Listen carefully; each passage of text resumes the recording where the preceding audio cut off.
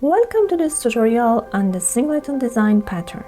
Imagine you're crafting a universal remote control for your media player, one remote to roll them up. The Singleton pattern operates in a similar way, ensuring that only one instance of something exists in your program. Throughout this tutorial, we'll take a detailed journey through creating a media player using the Singleton pattern. Before that, let's tell you the benefits. Centralized control, efficient sharing, resource optimization.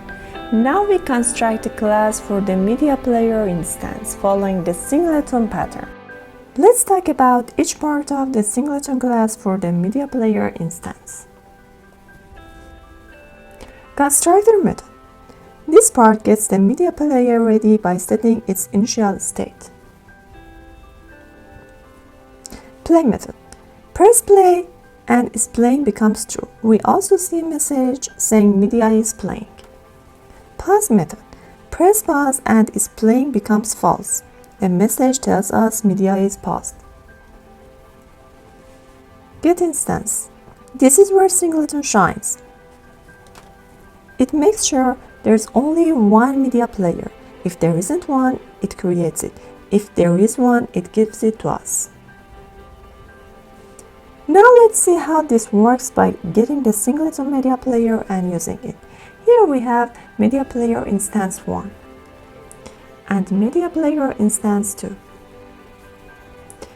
We want to see whether media player instance 1 and media player instance 2 are the same or not. Let's see the result. Here, as we can see, they're the same.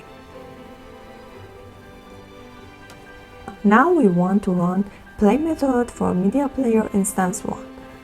Let's check the result. Here is the result. And we want to run pause method for media player instance 2.